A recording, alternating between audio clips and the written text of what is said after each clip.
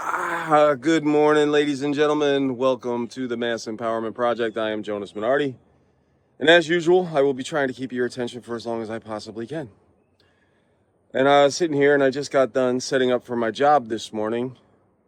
And I'm looking at this particular job that I have, which is I am rebuilding this destroyed fence today. That's my job today. By the end of the day, I'm going to have rebuilt that fence. That's all busted up. All right? That's my job. And as I was sitting here looking at that job and the fact that it's 7-something in the morning and I'm already sweating. And the reason why I'm here is so that I can pay my bills and make sure that there's a roof over top of my head, my son's head, my family's head. And I'm wondering to myself, what percentage of what I earn on this particular project that I'm doing should the U.S. government be entitled to? Like, I don't really understand it at all. I mean, I understand that everybody we need to be able to build roads and have firefighters and stuff like that. Yes, those are all things that we as a society can choose to have, those types of services. Absolutely. But for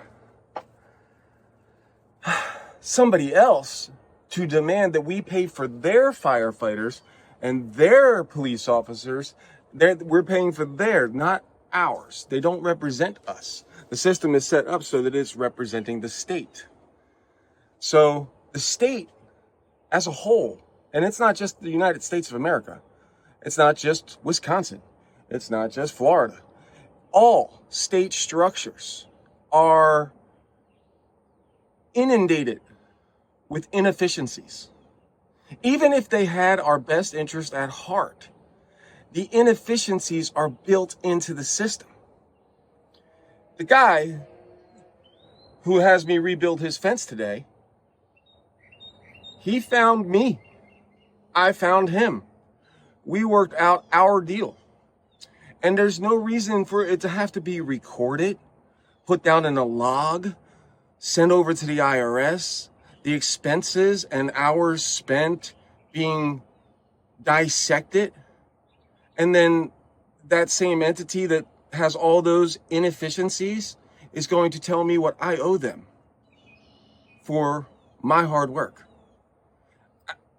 Maybe I'm just sensitive, but that's highly insulting to my soul as adept, intelligent, empowered human being who knows my capabilities, especially if you get the fuck out of my way and stop being a hindrance to me.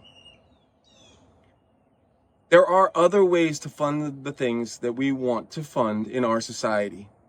And the number one basic right that we need to protect is the right to opt out of funding anything that we disagree with. That should be a fundamental principle of society. I heard this quote in JFK's conspiracy speech that he gave to the press back in 61 or something like that, where he said that the Greek philosopher Solon said that it was, and I'm going to paraphrase it into my Americanized version, that it was a crime to shrink from civil discourse. If you want people to be able to govern themselves, they have to engage in civil discourse. We don't engage in civil discourse here, at least on TV.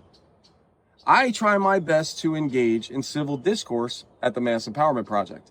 I try to take in everybody's feelings on every matter. And that's very, very hard to do. But it is what I'm attempting. I would like to have anybody, give me a video response in my comments to what I'm talking about. Tell me what holes you see inside of what I'm suggesting. All I'm suggesting is that we start figuring out ways to work together outside of the system that we know is in our way. The Mass Empowerment Project, Jonas Minardi, signing out on this glorious June morning. I hope we all start working together. I hope we all start building alternatives to the kleptocratic system that we currently live in. I love you. Peace.